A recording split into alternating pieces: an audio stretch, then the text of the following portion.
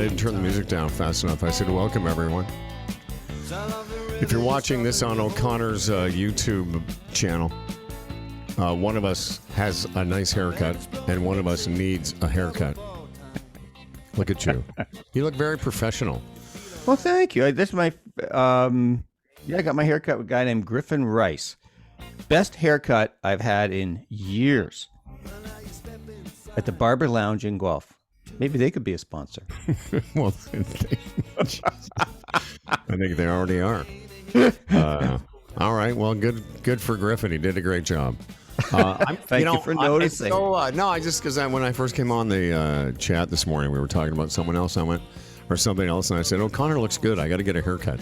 I'm lucky because in my little building here, there's 14 units, and one of them is a wonderful woman named Nadia, and she has a full-on hair salon, and she cuts my hair for $25. You know, in the old days, I guess we would say that would be unisex. So, here's the thing. I can't remember any of the old days anymore. I'm so old. It's Coach Tim and Humble Howard here, golf spiritual leader, o'connorgolf.ca, humbleandfredradio.com. If you're a Hyundai P and a golf nerd, welcome. And you people that follow O'Connor, welcome as well. We had another show planned this week that has fallen through. And we're going to do now that the regular season's over, we're back to every couple of weeks. Although Tim and I were just talking, like we haven't done a show since, I think it's been 3 weeks now. Yeah. So we were going to have Scott Fawcett on from, you know what. No, that's not it. There it is. From Decade. But he couldn't make it. And so I've reached out and asked about next Thursday. But listen, right now it's up in the air. So, we'll, if you hear from us in a week, it's because we have Fawcett on the show. But the last correspondence I had with him was like, how about next week? And I never heard back. So we'll see. All right. Well, hey, before we go any further, congratulations to you and Fred on 10 amazing years of broadcasting the Humble and Fred show. You guys have really carved out, and I would say blazed a trail for podcasting. So just congrats on that. Thank you very much. Yeah, well, we've been together 32 years, but 10 years. You can see behind me the 10-year anniversary poster by our Humble and Fred clothing sponsor, Doer. Not to be confused with our golf clothing sponsor, JWApprelinc. Oh, good and, of course, this program brought to you by TaylorMade. And thank you very much, Timmy. You know, I was looking through our podcast numbers this morning, as I shared with you before the show. And, we're up to, it's got it listed by what show number it is. And I think you're responsible for that. No, but you're responsible for keeping track of it. So, or are you? Because that was show 180 last week. Oh, yes, that's right. Yes. Yep. Show 180, which is pretty amazing. Well, you're also responsible for me doing it. I wouldn't be doing this without you. I think it was whatever. Universe brought us together. We were just talking, folks, before, how did this thing come together? Lunch. No, that's right. We had a couple of lunches and went, holy crap, this is pretty cool stuff. Why don't we record it and share it? So we've done 180 shows officially, but we had a few practice shows. We had to dig it out of the dirt. Anyway, today's... I think that's where you had to think, geez, do I really want to invest some time with this guy? Do I really want to go public with this guy? I got to test him out first. I looked at your swing. I went, he's aiming so far fucking right. No, that's Fred. Anyway, just a little, he's more conservative than I am. 180 shows. Proud to be doing Swing Thoughts on this show today. So no Fawcett, but I guarantee you there'll be some decade. There'll be a couple of decade chats. But also I wanted to begin, because I know you just said briefly you wanted to talk a little bit about the OAU, some coaching stuff, some stuff with your university team. And then I would, if we have time, I would like to do GSL season in review. Yeah, awesome. Yeah, for sure. So yeah, season review for the university team. So the season starts. I start thinking about the team and everything in late August. Pick the team in September, and by October 15th, it's over. It's a sprint of a season. So so yeah, our men played 4 invitationals, the women 5, and we had a very good season. And so our OUA championship, Ontario championship, was Friday at Cherry Downs. Pretty cool course. Have you ever played it? Yeah, years ago. Yeah, very good golf course. Yeah, I'd heard a hidden gem. People said it kind of had a funky reputation. I didn't think so. I thought it was beautiful. Greens are really, really good and fast. Yeah, absolutely. Anyways, so we had one of our players, Jacqueline Giles. It was her first year, and really, really good player. She plays in provincial and national championships. I mean, she's that kind of player. And she was generally our best player, but usually shooting kind of like 83s, stuff like that. And so she was struggling a little bit, and I think she was feeling some pressure. She was our number 1 player. She's in first year, so she's getting used to team golf and all that.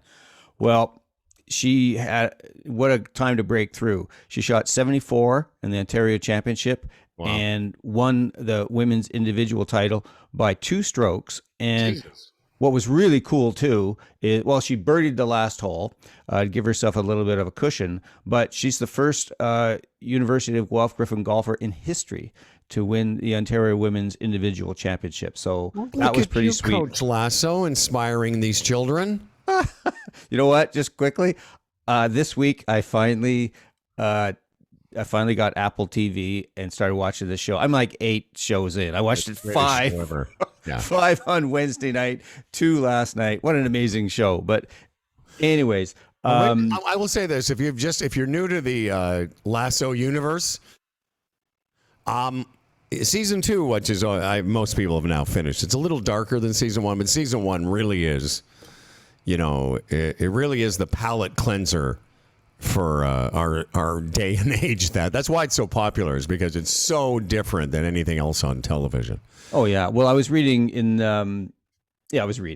that one of the reasons people figure it connected is that during the pandemic and people struggling and isolated and feeling down, this show is just this bolt of light, sweetness and light. You know, there's some dark stuff in it. Well, it gets darker. But just the character of the coach and what he focuses is amazing. So you know, the idea of that poster he puts above his door, the Believe poster. The Believe. I can't. You know what? I'm jealous. I'm jealous because I've already, like most people, a lot of people listening have already gone through season 2. So you've got all of that still to come. Lots of good stuff. Anyway, getting back to this wonderful human who had a nice breakthrough round. First time in history.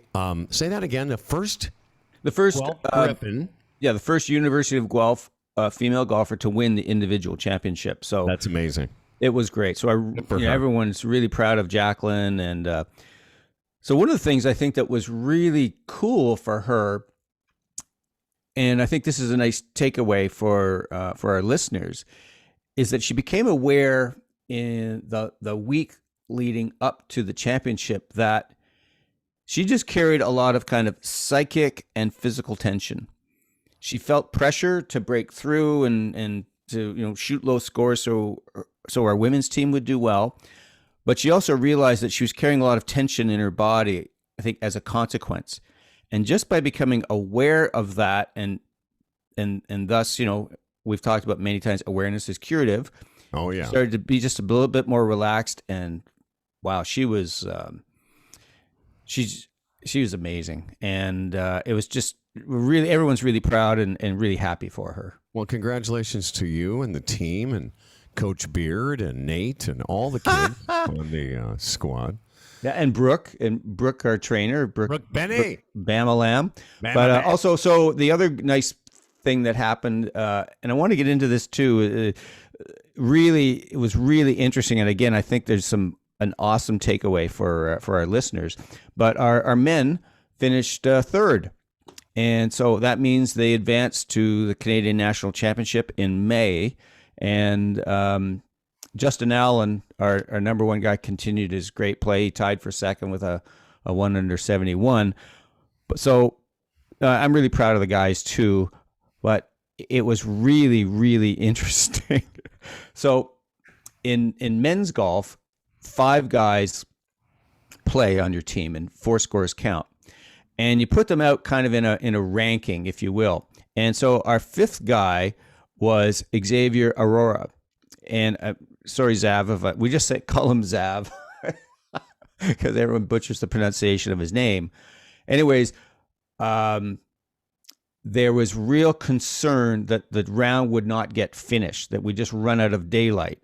And so the Golf Association of Ontario was hired to do the rules, which included keeping these kids moving. And Zav was in a group that fell well behind the group ahead. So the Golf Association of Ontario official said, okay, you got to catch up to that group ahead of you or you're all getting a 1-stroke penalty. And it took a while for everyone in the foursome to understand it. But Howard, they started running. Literally running. Now, they were in carts, which is weird for OUA, but they were in carts to sort of expedite play. But they were just running. They were back and forth. So no time for extended practice swings and all that thing. Just get up and hit the damn thing. And what was really, really cool was, I mean, they were just so jacked up and nervous. One of the kids on one of the tees goes, my heart's going 190 beats a minute. But what's really cool is they all played really well. So hang on a second. You've subbed mics. No, don't worry about it. Interesting. Yeah. Okay. So the moral of the story is play faster, play better. Oh yeah. Well, Zav they were shocked by how well they played. Zav part, it was at least 4 or 5 holes that they were under the gun like that. Wow. And Zav parred all 5 holes. So crazy. Moral of the story is, folks, is that you don't need to take all day. You don't need to be the pilot with the checklist and being careful. Get up. There's the target. Hit the damn thing. So what's going to happen several times during this podcast, and maybe in the post-production it won't be as apparent, but you'll hear it, is my mics are failing, and it's a thing we've been working on with the show. Oh. Anyway, don't worry about it. That's great. Is that the OAU roundup? Because I don't want to cut you off. I want to give you. No, that was the championship. But that was the championship. Fantastic. So the season's over. Men finished 3rd. That woman, very nice person, finished 1st. Amazing. Individually. And every year you have the same. I think you have the same question. Will you do it again? I'll ask you now. Will you do it again? Oh, 100% I will. Yeah, it's just... Because sometimes you have a little bit of like, I don't know if I want to do this anymore. Well, it's really interesting because at the beginning of this year, as the season got going, and oh my gosh, like all this concern around safety, COVID, all these types of things, sexual violence, suicide prevention. I mean, the university has really gone to the nth degree to make sure that all the coaches are done all this training, that the assistant coaches have done training, and that the players. And I was like, really? I mean, I'm here to work with the kids and their golf stuff, not all this. But so it was really driving me crazy. But got through that. But just, man, I just love working with these kids, and I really shouldn't call them that, but I am about 45 years old. Well, how are they not kids? They're like I've got daughters. I know. Early 20s. Well, I should be calling them student athletes, but there you go. No, they're just great young people. They're smart. They're grounded. None of them have delusions of going to the show.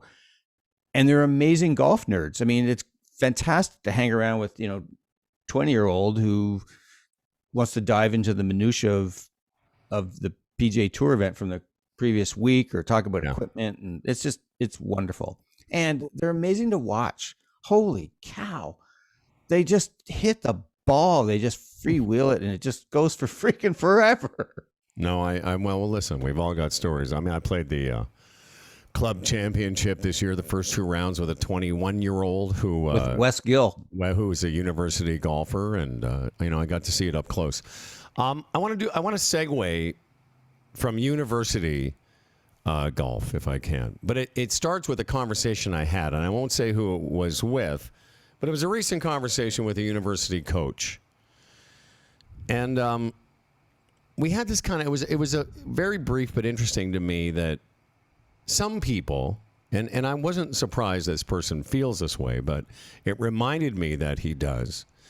But some people have this idea, maybe a lot of people listening have this as well. The idea that you can't employ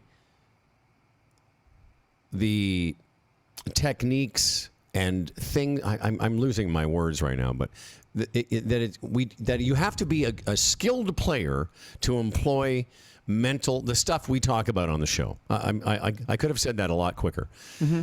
And the conversation, and I really didn't dwell on it while we were talking, but I thought about it for the last couple of days because I wanted to bring it up with you. And I wanted to have, because I think a lot of people, and again, I'm using myself as an example, they think, oh, it's easy for you. You're a scratch golfer, so of course, you can use the mental side and blah, blah, blah. But I thought, yes, I have higher skill, say, than a 15 handicap. But what got my handicap lower is all to do with the mental side of the game.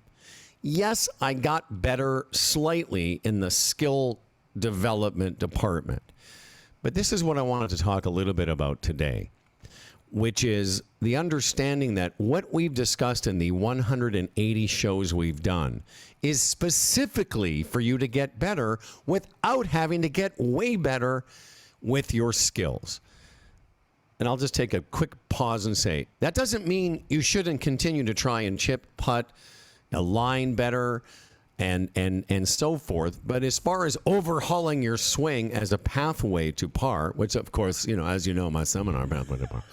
But in pathways to par, skill development is only one part of it. And as I think we've proven, and I've certainly proven to myself, like I'm the guinea pig here, but my handicap, and I'm going to get to this in a minute. I just want to start with this as a subject, and then I'm going to use some statistics to prove my point. Mm-hmm. But I think, the reason that you do what you do, and the reason that I have, become a better golf player is entirely to do with employing the mental side of the game. And again, this discussion I had the other day with the university coach wasn't a long one, and it wasn't a contentious one. But whenever he brings that up, I sort of go, I know, of course, if you teach golf, you want people to think that in order to get better at golf, you have to have your backswing in a certain position. And again, that's not to take away from the fact that if your backswing is in a horrible position, you're never going to get any better. Mm-hmm. But I'd like us to discuss a little bit and remind the listener that these things we talk about with the experts we talk about with are specifically designed to get you better at golf, to get you, well, not just better, but to enjoy the game while getting better at golf. Comments, concerns, Coach? That discussion I've had, many times. Of course, someone said, well, if someone's, almost wiping out their right ankle on the backswing, how are they going to make contact, or they got the club dead closed or whatever? How are they going to hit the ball? You can be a Zen monk and you're still not going to be able to hit it. Right. So what I think really what we've been talking about on this show for a number of years often gets misconstrued. When people think of the mental side of the game, they think sometimes of like tips, in the same way that people think of tips in the physical game, that you have to do this thing and this thing and this technique and method. And I don't really think that that's at all what we have been talking about. Maybe in the early days, I know that certainly my approach to the game is shifted over the years. And I think really what we've been talking about, and maybe not with as much clarity as perhaps is required, is around learning from your own experience. and having the awareness of what's going on. So when people think of the mental game, they're thinking about thinking. And so the problem I have with kind of the standard approach to instruction is you're asking people to think about, say, hitting a certain position or moving a body part in a certain way. And that's thinking, which comes from the ego. So thinking creates more thinking. So if the thing you're thinking about isn't working, you're going to think more about it and just put basically handcuffs on yourself. Yeah.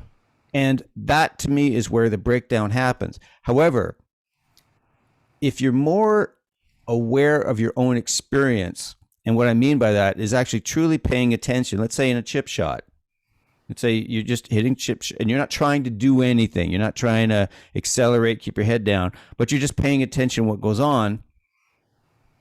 And then you start to make some solid contact. You go, oh, what did that feel like? Oh, I know what happened there. Now you're dealing with something that's actually happening, and you can learn from your own experience. Yeah, I don't want to derail you here, and I agree mostly with what you're saying. And you know, okay, I agree with everything you're saying. But let's just take the example. But there's something there's something here that's not fitting for you. Well, here's what doesn't land for me. You can, and this is a little off topic, but let's just take the example you used. You know, if I go to the practice green and I'm practicing my chipping, and I'm just practicing without an agenda, and I want to just feel some awareness, and that's a great exercise. But before you, if you have no idea how to chip, this show isn't going to help you. Like, you know what I mean? Like, I'm not saying like this isn't for somebody just starting. Yeah, these are some interesting discussion points. But I'm going to assume from now on that most people listening have some idea how to chip a golf ball. I think that's a correct assumption. Okay, so and again, if you don't, then go get a lesson from somebody to show you how. But if, for the most part, let's assume the average person listening is the average golfer, and that's for men, the average handicap is 14. So let's assume a 14 handicap is listening. When I say I mostly agree with what Tim said, yeah, that's great. You know, put your phones on, get into a nice mood, and just, you know, have a session where you just feel what your body is doing. What I'm talking about is, you know, the mental side of the game, having a chip shot to get up and down, to make the cut, or to, you know, make a good score, or whatever the story in your world is, to beat your buddy for $2. When you've got that chip shot, that's what interests me. Okay, so are you talking about the difference between trying to say hit it close and knowing the difference when you need to just hit it to the middle of the green? What I'm talking about is our show. You know, we have you who is and again, I'm grateful for your presence. I told you before the show I wouldn't do the show if it wasn't for you. Maybe I told you on the show. So I've got no problem with what you said, but what interests me and what I think where I've grown the most is I know now the mental part of the game that I employ when I have that chip shot, when it matters, or on an average day. What I've learned from this show and from the people that we work with is I've learned how to calm myself in that moment to hit that shot, because I have the right strategy, I've got the right expectation, I've got the right mindset that will help me get the best out of that shot that I can. Taking nothing away, by the way, from what you said in terms of an exercise. But so are we? I get it, but to me, it's a both and. Absolutely, it is. That's so where I go with it. Agree. Yeah. So where I go with this is that the average golfer tends to look for salvation in mechanics, and I totally agree. So I played. You know, it's like I played with a fellow, a client of mine a couple days ago, and my gosh, I mean, he's just struggling so bad. He's topping the ball really badly, hitting it like left of left, and just horrible. And I know the guy can play. And so I went, let's go to the range after and let's just see what's going on here. So he starts to tell me that he's been working on his hip turn. And I went, no. You know, he's just like the whole round he's trying to do this hip turn thing. And he's so tense and he's so fixated on that he's just making a spasmodic lurch at the ball. And by the way, that type of thing, I totally. And again, if you listen back to the show today, we're off the topic of where we started, but that's fine. No, but it is to me. Here's the both and. So there's that mechanics fixation. Yes. And the thing that generally I find is that the average golfer, that's where they think it all is. Their game's not right. It's their ball hitting. I'm not right position. I'm not doing this, not doing that. And I generally find that most people handcuff themselves because they're thinking about what they're trying to do, and the body doesn't work like that. Yeah, and both of us agree with that because we've talked about it for 180 shows. If you and no one was more guilty of that than me. No one was more. I mean, the irony of our show calling it swing thoughts. Exactly. Nobody stood over the ball with more swing thoughts than I did, and I me too. Okay, so we're tied. But I thought I could swing thought myself. I thought I could swing thought myself to scratch. Totally. And I did swing thought myself because of my obsessive nature. You know, I mean, listen, I know that you're as obsessive as I am, but I don't know anyone that hit more golf balls in their life than me. I mean, you were close to Mo, so maybe he did. But I can tell you, and this is what I wanted to get to this season, because over the course of our 6 years together, you know, when I started this, I was a 2 or a 3 handicap. You know, it was gusting to, I would have the odd low round, but mostly I struggled under pressure with having consistent, and I hate that word, having predictable golf scores. But let's get back to the guy that you talked about, who's thinking about his left hip during the round. One of my favorite things, one of the things that I said that I thought, wow, that will apply to all golfers, is this summer when I said, thinking of your golf swing while playing is like playing blackjack and wondering how your hands are holding the cards. Oh, exactly. Because if you're playing, listen, that's all good and well when you're practicing your shuffle. But when you're playing the game, if you're not playing the game, then you're not golfing. You're just doing this. And I can tell you, I've been that guy and I've played with that guy where you're like, geez, that guy's pretty good, but he's shanking everything or he's pull hooking everything. And he's having miserable scores because when you're fixated, again, back to Pathways to Par, there's skill, strategy, and scoring. The problem with us all, and I was as guilty of this as anyone, and still do one from time to time. When you get too fixated on your skill, you miss the scoring and the strategy part completely. Yeah. And Timmy, you know me. I've got a room in my house dedicated to the mechanics of golf. I just learned The lab de golf.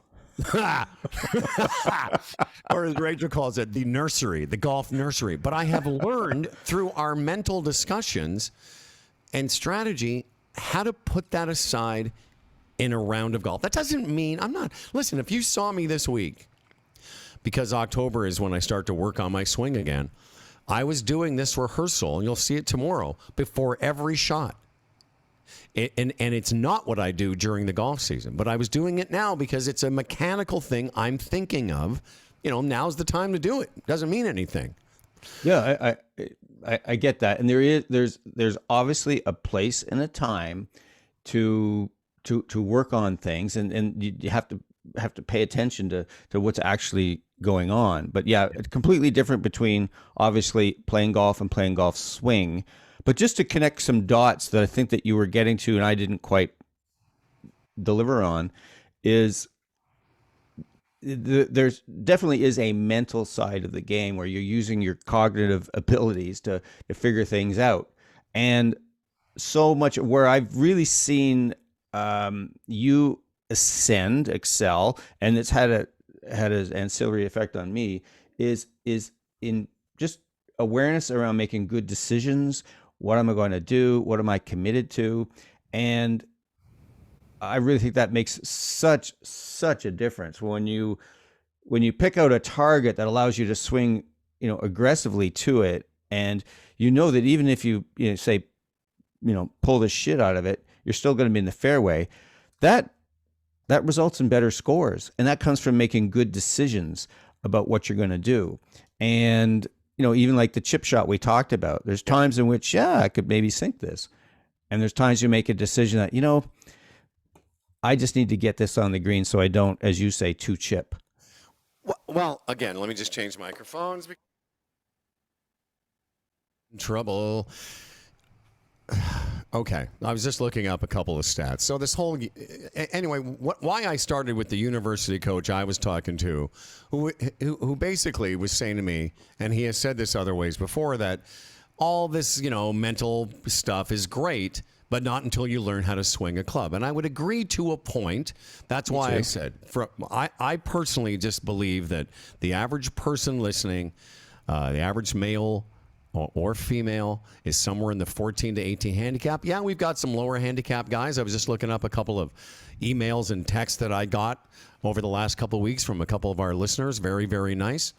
It's nice to know that some of the nonsense we spew here has an impact. But I remember a show a few years ago when I was struggling so hard. We called it Golf Hell, and Zokel was on, and I look back and I think, I don't think I hit the ball much better now. Maybe I hit the ball 15% better than I did 5 years ago. I certainly hit my driver better than I used to. But the biggest growth in my golf game, and I don't know why I'm so emphatic about this, is that I think if you're a 12 handicap, you could be a 7 just by listening to what Tim's talking about, being more aware of your body, the things we've said about breathing, but also if you learn that there's another game being played. We said this, we had this hubris 6 years ago, Tim and I, saying we can lower your handicap without changing your swing.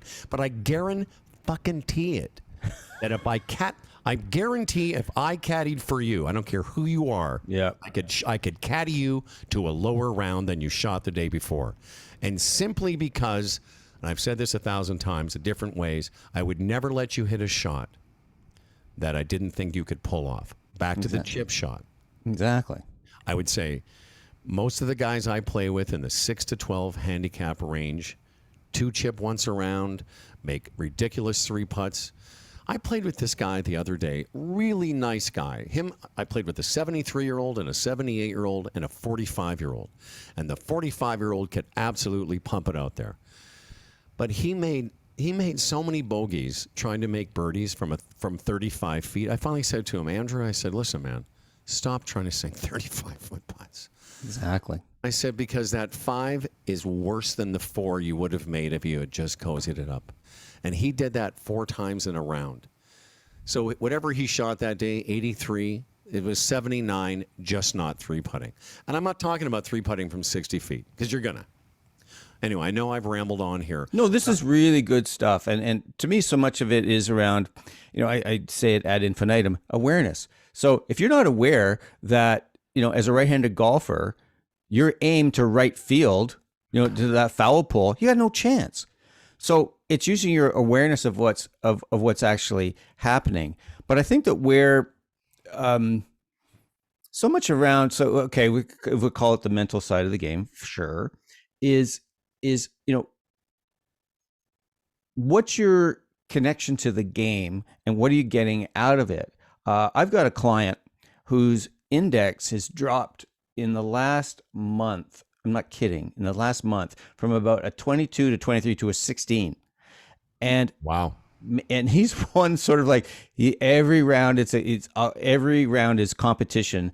He's won something like 32 rounds in a row. And he says so much of it is around, he's just kind of changed his relationship with the game. It's like he goes out with the intention that he's going to enjoy himself and he's enjoy the people he plays with. And if he hits a bad shot, it doesn't mean he's a miserable piece of shit. And that he's going to collect himself and just try his best. But, he's aware of making good decisions. He's not hitting hybrids, trying to hit him 220 over water and that kind of stuff. But so much of his game has changed just from not identifying as much with the game. If I shoot, 97, I'm a piece of crap person and golfer. And if I shoot 85,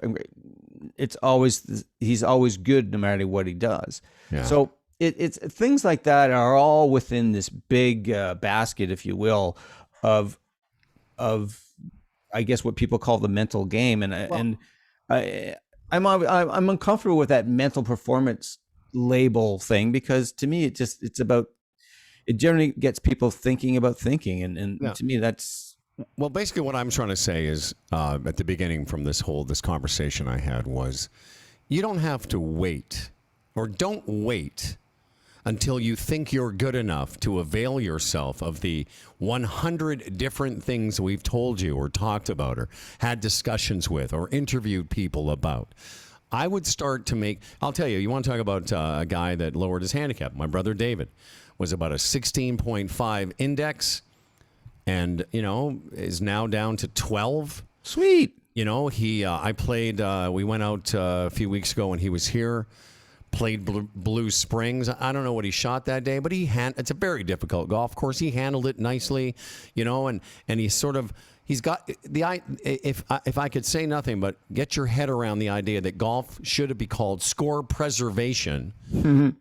And when Tim talks about your ego and your friend there that went from 22 to 16, it's so easy. All you have to do is get your head around the fact that your golf swing isn't the only thing that will lead you to where you want to go. I tried. Believe me, folks, I tried my guts out. And, I want to spend a couple minutes, if I can, talking about my index dropped this year almost 2 points. That is a lot. Like 1.9. And I would like to announce, as of 2 days ago, I shot my 11th under par round of the year, and my index dropped to 0.0. And now, people, I'm just going to interrupt you here because that's the hardest thing to do. You're going from a 12 to a 10, cool. From a 10 to a 7, really cool. Hard, but it gets harder and harder and harder. Yeah. So what you've done is really difficult. So kudos to you, big guy. Thank you. And I find it funny that I'm laughing because, it took me until 61, but you've got to have no responsibilities in order to, like when I had kids and a real job. But I can tell you, I used to do this joke with golfers. I'd say, okay, just what you just said. I go, 12 to 8, no big deal. 8 to 5, you can absolutely do it in a year. I say 5 to 3 is also achievable in a couple years. But I said 3 to 0, quit your job. Because there's no other way to do it. The point I'm trying to make is I tried to golf swing my way into being a scratch golfer. And I can tell you that just like your friend, yes, I've learned to calm down, 7 irons in the forest aside. Yes, learning to breathe and be aware and not beat myself up and all the things that I used to get in my own way with, I've definitely... we've been on this journey together for 5 or 6 years, but I've been on that journey since 1995 when I read Golf is Not a Game of Perfect. And 2 years later, I won the club championship. But I was not nearly the golfer at 37 that I am now. Totally. The reason I say that is because the guy I was at 37 could shoot even par, but I would shoot 85 the next day. I couldn't tell you what golfer was going to show up. The thing is, I can still shoot 85, but I leave the golf course smiling, knowing that it's an outlier in my golf world. Whereas before, I would be, devastated. Despondent. Yeah, despondent. Yeah. I shot 88 at the early bird 3 weeks ago, and I just thought it was hilarious. I mean, I was sleepy when it was over. I was so tired. Yeah, walking all that way. But I didn't. It didn't affect me like it might have in years past, because I know now I'm not. It's like I think of it more and more like being a chess master.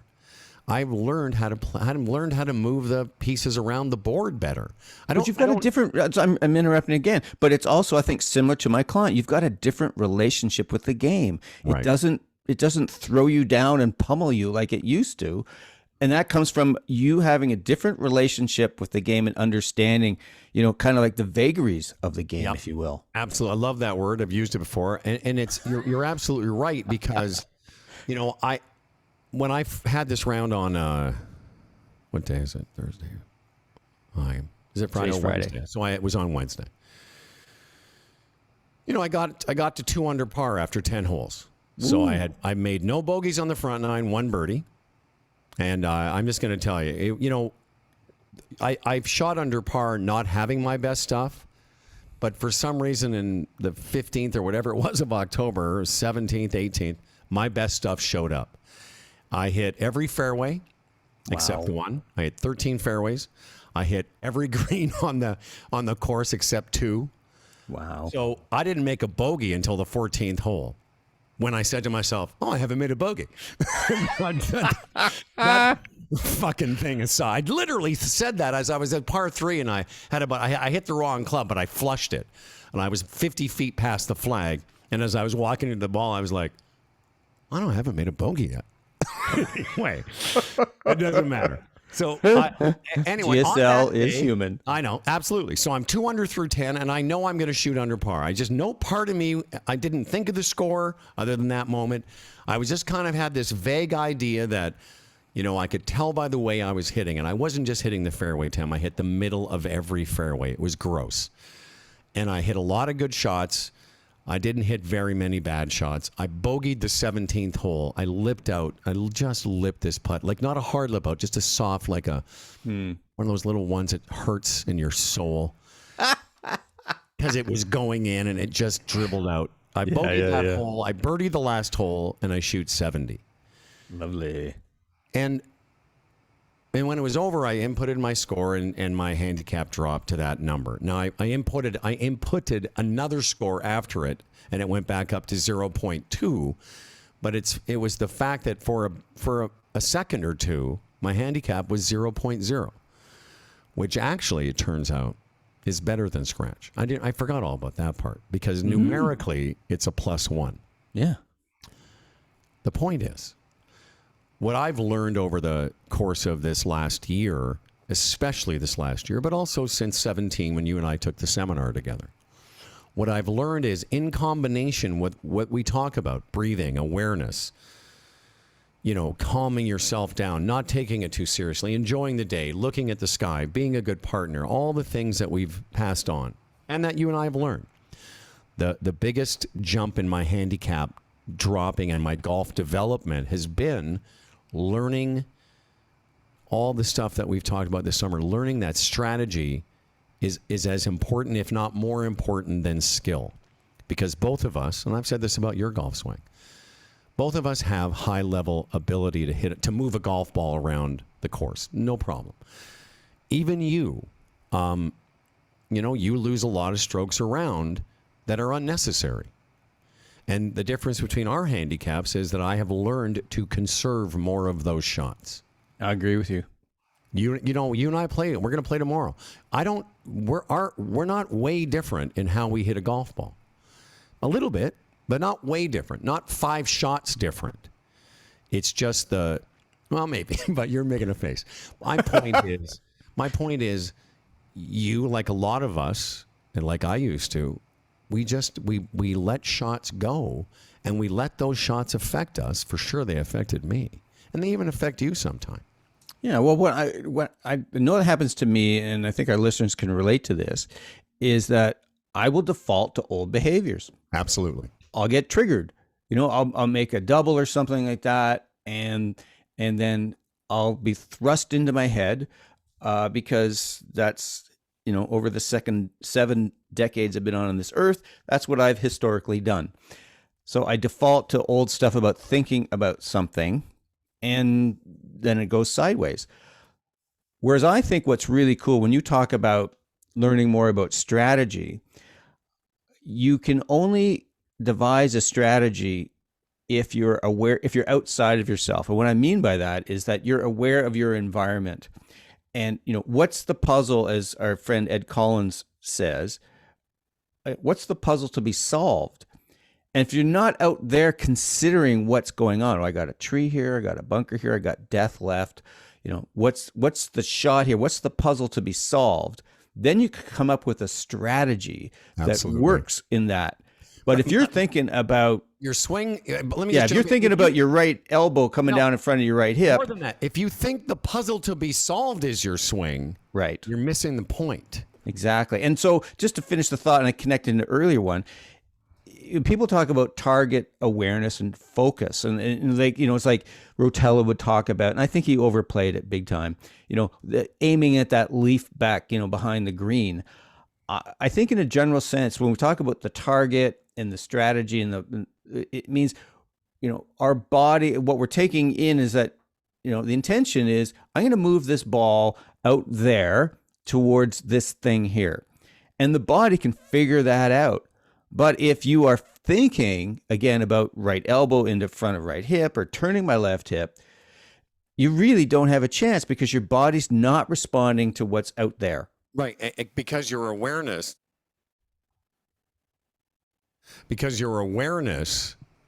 is narrowed. Right. Too much. They talk about, I'm sure we've brought it up, wide focus, narrow focus. So wide focus is you're walking up the fairway, you're talking to your buddies. Narrow focus is when you get to do the shot. But it's also during the act of performing the golf shot. I don't want people to think that I don't have a swing thought or a mechanical thing that I work on. And any mental performance coach would tell you, you can have one. You just can't make that. I just don't make that the subject of when I'm swinging the club. I'm in awareness mode of like, okay, I'm trying to make sure my awareness is usually very basic. Where's the ball? Where am I aimed? How am I set up? Do I feel comfortable? PGA, posture, grip, alignment. Exactly. And I can't, we've talked about this. You can't stress that enough. You mentioned it earlier in the conversation. Very few players I play with handicaps are aimed correctly. And it's the low-hanging fruit that everyone finds boring. And the reason they don't like it when somebody aligns them correctly, because it looks so weird. And it feels weird. It feels weird. It's uncomfortable. And I would say if you did nothing for the next 4 months except look in a mirror and make sure you're lined up correctly, mechanically you'll be so much better. 100%. But back to our friend, the guy practicing his chipping. I missed the 17th green on Wednesday in the right spot, in the correct spot. It was a front right pin. And as Fawcett will tell you, when we finally get him on, PGA Tour players and amateurs all suck to front pins. In fact, on the PGA Tour, the highest level players on the planet hit 24% more middle and back greens than they do front pins. For the same reason we all suck at them. Because we are taking the yardage, 165, and playing that yardage. And invariably, we don't hit it, 165. We're short and front pins. And off to the one side. Right. So knowing that, I took an extra club and I hit it nicely. I tugged it slightly, but I was pin high left, which gave me all the room in the world for this chip shot. Yeah. I hit it up there. The greens had been aerated. It just didn't quite roll out, and I had like a 7-foot putt. No big deal. No big deal. My point, though, is knowing strategically that it's not just you don't want to short side yourself. It's really making an effort to turn over to the left, aim there. If you push it, you're on the green. If you pull it, you're pin high left. But Yeah, that's exactly. That's a strategic thing I've learned, and I put into practice on every shot I hit. Yeah, and that's so different again than thinking about what you're doing with your hands or your feet or something. And that to me is like when we come back to the university coach you were talking about. I totally get that. Like I said before, if you're not swinging it fundamentally sound, you don't have much of a chance. But I really think that where people handcuff themselves is they think it's all about what their body's doing, but if that's not in relation to the target and objective, you're just not going to hit a lot of quality shots. Now, people will argue that they've gone through a round of golf thinking, about, making some kind of move, like initiate downswing with lateral movement of That's right. left knee, etc., etc. Dude, the reason I threw so many clubs is because I would be like for 3 days working on getting my left hip out of the way, hitting it to a solid left side. Then I go to the first hole and not do it and get so mad. Exactly. I get so mad at myself. I'm like, and I listen, we all hear people say this, oh, you suck. Why can't you're so, the things I used to say to myself because I just couldn't get it. Right. But the problem was I wasn't looking in the right place. Right. So my point is that let's talk about that hitting into the firm left side thing. It's just That was from my dad's era. Oh, I know, all that stuff, but it continues today. All these people think of these maxims that they need to do.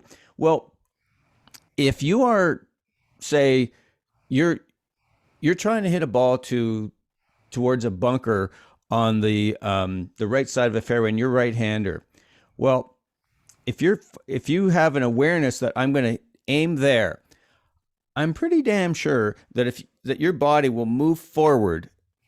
And you'll move into that left side, not because you're thinking about doing it, because your intention is to move there. In the same way, if you're playing football in the backyard with your kid, you're going to go back. Your weight's going to go on, again, a right-hander. It's going to go on your trail foot, and you're going to come forward, and it's going to move, and you'll move into your left side. It's just a more natural, instinctive way to play. To me, it's so much of it. It's allowing yourself to play on instinct. But again, if it come back to that chipping thing, is that you need to know some core fundamentals for sure. Yeah. But you'll learn more by paying attention to what happened there.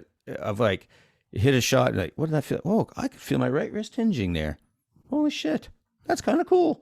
Well, listen, Coach, let me leave you with a little wisdom from our friend Lou Stagner, who, by the way, if I can't get Fawcett on next week, I might ask Lou. Oh, 100%. I just think it'd be fun. The reason I want Fawcett on is because I've talked so much about Decade this summer. And by the way, I've had lots of people at my golf course and some swing thought people reach out to me and ask about Decade. And I always say the same thing, I can trace back to that seminar my improvement in not only handicap, but my ability to play tournament golf a bit better. And yeah, sure, it's great that I know how to breathe and I have a pre-shot routine and all the things we talk about. But I want to leave you with this stat, because this is exactly what I've been saying all year.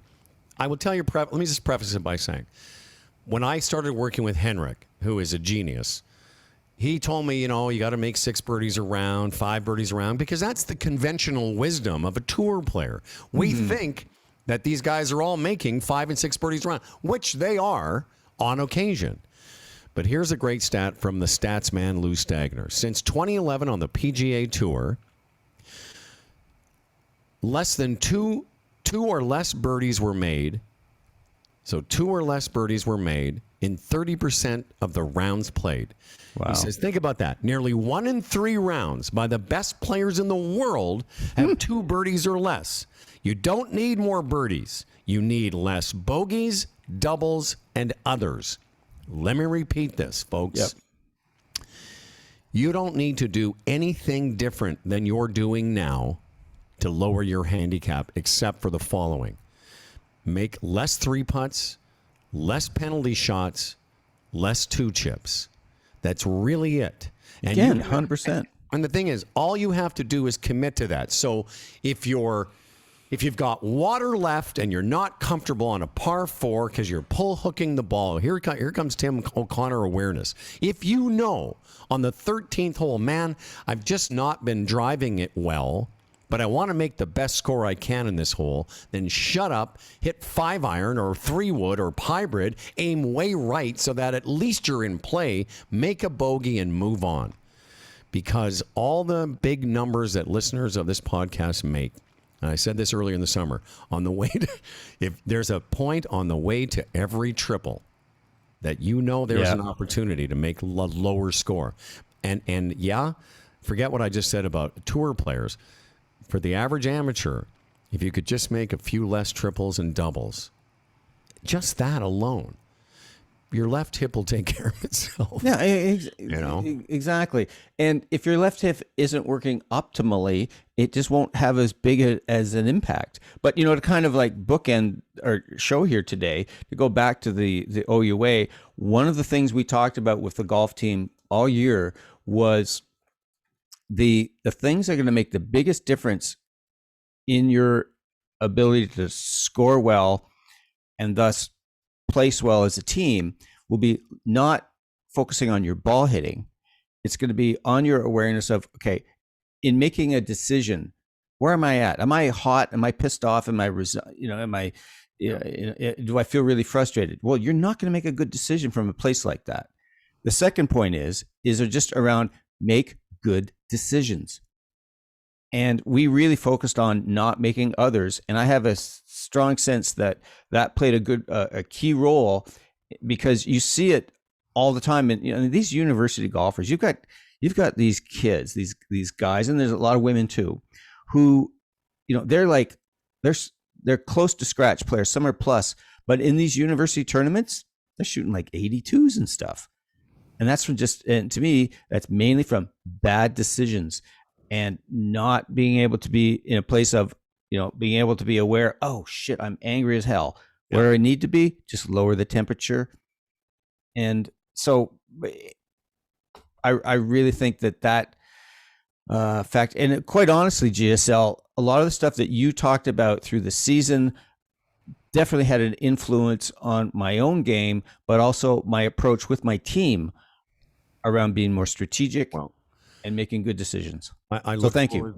Well, you're welcome, sir. And I look, anytime a guy, well, listen, if you're if you're a scratch golfer and you shoot 82, it's not your golf swing. And I will tell you, on the few days this year, St. Thomas aside, because I was bananas, on the few days this year where I did, have, say, a higher than normal, an outlier of a round, doesn't matter what the score is, but on those days, I at least had the equanimity of knowing, and I said this to somebody, I was playing with one of the pros at my course this summer, and, it was a fourth day in a row of playing a lot. I think the week I shot 60, I was in the 60s on Saturday, then I shot like 81 on Wednesday at men's night. I was playing with one of the pros, and I was exhausted, and I said that to him. I said, the hardest thing to do in golf is to keep trying when you know you don't have it. Right. And the reason it's hard to do, and even for me, because I would much rather shoot under par. But on the way to that 81 that day, and I remember this, making a putt on the last hole to save par to shoot 81, because I just was trying to conserve whatever score I could that day. Knowing, because I've been a super pouter, knowing that if I didn't keep trying, no one was going to give a shit except me on the way home. The 84 that I shot instead of the 81, those three shots were just me being a dick and to myself and just pouting those shots away, letting them go. Listen, man, our last men's night was me and Gortner, and a couple other really good players. And Gortner double bogeys the last hole for 75. I parred the last hole for 77. We both played sort of shitty all day, but man, I kept... he kept trying and I kept trying. Because you know what? Paul Gortner might shoot 75 once in a summer. But you know what? You can't give up, because at the end of it all, you want to, whatever that score is, you want it to be the lowest in your heart that you could have gotten. A lot of the scores that our listeners turn in, some of those numbers are just giving up and being pissy about it. Yeah, exactly. And again, that connects, we've had such a cool discussion today about, all the different things that kind of would fall into, I guess, what people would call the mental game. And it would be, one of those things is your approach and in essence, your relationship with yourself. I mean, are you going to give up on yourself? Are you going to beat yourself up? Are you going to be like the raging dad at the little kid? Yeah. None of that helps. But if you can just kind of go like, okay, can I remain focused here? What do I need to do here? If I find myself like I'm really tired, what can I do to just get myself through this round? And as opposed to, damn it, I didn't deliver the result I'm supposed to because identify, because I'm this great player or something, that's the whole ego bullshit. Absolutely. That we get caught up in. My favorite thing is when I'm playing with somebody and or myself, when I make an 8-foot putt to save bogey or I see somebody do it, I give them a huge compliment. 100%. Like I'll say like, hey, way to stay. These are the two things I'll say. Hey, great grind. Or more likely, I'll say, way to stay with it. And they know what I mean. 100%. It's easy to let it go. And here's what I learned, too, from this show. If you don't try when it doesn't matter, then you're not going to know how to try when it does matter. And being casual golf versus tournament casual, golf. Yeah. Like, because not that you can't have a fun round like we're going to have tomorrow, and who cares what either of us shoots. But I promise you that I still try my best. I won't give up. And if whatever the number is produced is immaterial to me, but like I said, my favorite thing about shooting 88 at St. Thomas is I parred the last 2 fucking holes, and they're ridiculous. Like, of course, the last hole is 460 uphill on the second shot, and I parred it. And I didn't even think about it until later. I'm like, man, that was cool. I had to par the last 2 holes to shoot that number because I was still trying, even though 88, was 88 for me. It's way outside of my average score. But again, you shot a 66 this year, a 68, and you shot an 88. Really, when you drove home, I've talked about this a lot. Is like, was your life any different really between shooting a 66 and an 88? For sure, you're going to feel pretty darn good having a 66. There's no taking away that we're going to celebrate and feel good when we do some things, but does the world materially alter? No. And it's more about the relationship, the relationship to yourself, the relationship to the game, the relationships you have with other people. Those are the things that really count. And again, just coming back, that's why team golf is so fucking amazing. These kids they're playing for their brothers, almost their sisters. And that's the part that matters so much to them. And again, come back to that relationship with the game and your friends and all that kind of good stuff. Well, I really enjoyed it today. Sorry about the microphone, but Humble and Fred are working on it. It's been weeks of troubleshooting, and if you're a Hyundai P listening to the golf part, you know that I've stopped freaking out. I literally threw a club, microphone-wise, about 2 weeks ago. It was really funny because some of my golf buddies were watching the show that day because we're live on Facebook, and one of my friends said, I could just see you. It was like you throwing that fucking 7-iron. And I went, oh, yeah. I was so mad at these microphones. Anyway, thanks to Tim O'Connor, o'connorgolf.ca. Humble and Fred Radio, humbleandfred.com is actually our website now. I keep forgetting we fired radio. We'll be back maybe next week. If we can get Fawcett, we will. If not, a couple weeks from now. And I look forward to seeing you in person tomorrow morning. And listen, me too. It's going to be a lot of fun with our friend Ronan. I'm showing up no matter what. And if absolutely. We'll go for breakfast or something that guys do, like the old men that we are. Let's go have some toast. All right, Coach. We'll see you next week. Yeah.